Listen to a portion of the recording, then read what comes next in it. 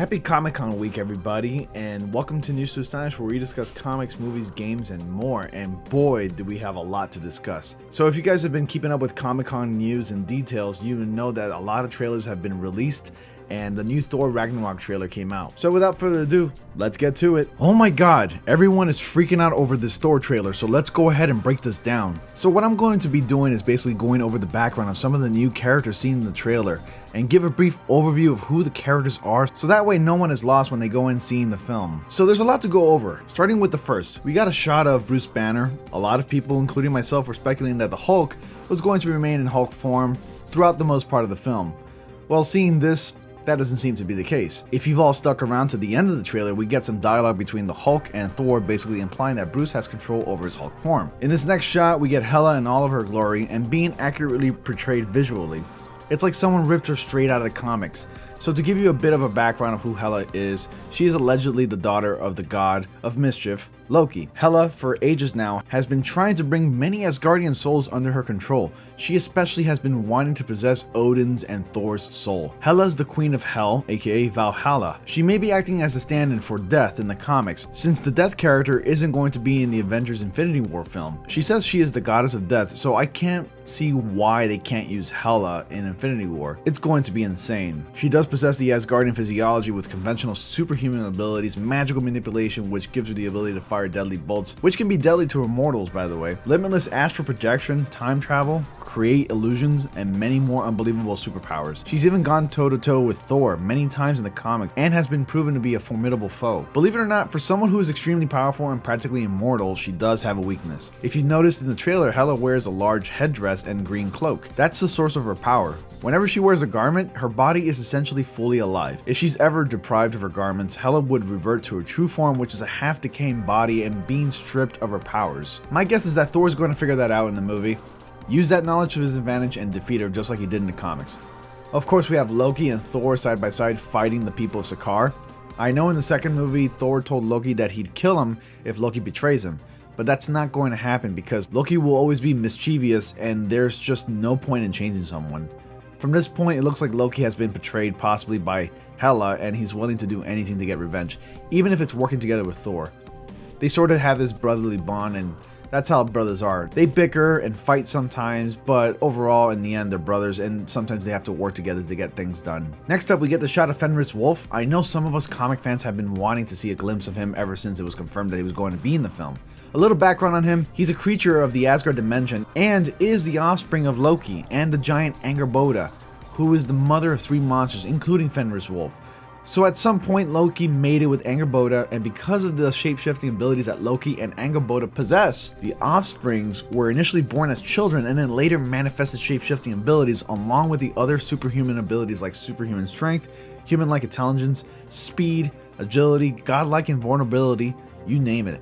As far as how the movie will handle the origins of Fenris Wolf is unclear, but seeing how Marvel Studios likes to make some tweaks and changes here and there for their characters, they probably are going to change his origins. I could be wrong, as it's evident in all other Marvel Studio films. Why I say they could be changing his origins? Well, it's pretty much evident in all other Marvel Studio films. They tend to make changes and tweaks here and there on character origins, so we'll see how it plays out in the film. Hopefully it works out in the movie. Next up, we get a good look at Scourge, the Executioner, played by Karl Urban. Scourge used to be one of Asgard's greatest warriors and was the son of a storm giant and an Asgardian. He gained the title of Executioner after fighting a war against the storm giants, so when he came to Asgard, Scourge was seduced by Amora, the Enchantress, in aiding her in her evil schemes. Judging by the way you see Scourge standing by Hela's side, it looks like Hela will be the stand-in for Amora since Amora isn't in the movie. So basically in the comics, Scourge is simply infatuated with Amora, the Enchantress. So I assume that situation is going to play out in the film when Scourge and Hela meet up. Scourge will be infatuated with Hela, and he'll do whatever Hela demands, while presumably she'll just keep withdrawing from Scourge, making promises just to keep him in check. We get a good look at Valkyrie with her white garments. Originally born as an Asgardian, she is one of the few people selected by Odin himself to fight along and lead the Valkyrier. She is an ally and even a one-time love interest of Thor. Most of you already know that Natalie Portman won't be reprising her role as Jane Foster since she doesn't want to come back anymore. She's basically done with Marvel movies, so it's safe to assume that Valkyrie will be the new love interest of Thor and possibly for the remainder of the MCU continuity. So it's really no big deal. The Marvel Universe is huge and ever expanding, so with that, there's plenty of fish in the sea. And the last new character, we get a shot of the highly anticipated big bad of the film, Fire Lord Surtur. Surtur comes from Muspelheim and is the true nemesis of Odin and Thor, and was destined to bring about Ragnarok, which by now you should all know that it's the ending of Asgard. Surtur succeeded in destroying Asgard with his weapon, the Twilight Sword.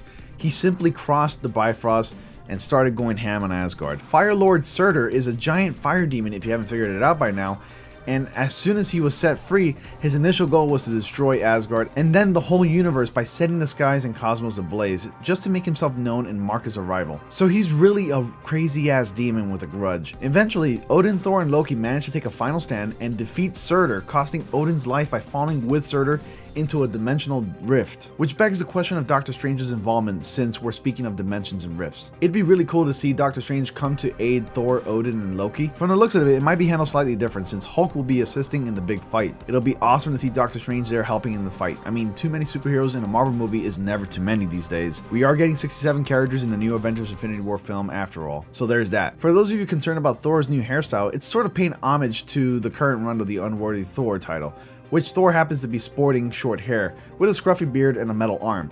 It's possible that Thor will be getting a new hammer. My bet is that he'll be getting a new version of the Mjolnir hammer, possibly the Ultimates version, which looks like a long battle axe with a hammer end, or it could be Jon Bjorn, the weapon that Thor uses in the Unworthy Thor comics. This is what I like to call the money shot of the trailer. We see Thor amped up in the lightning with eyes glowing white, Mortal Kombat style.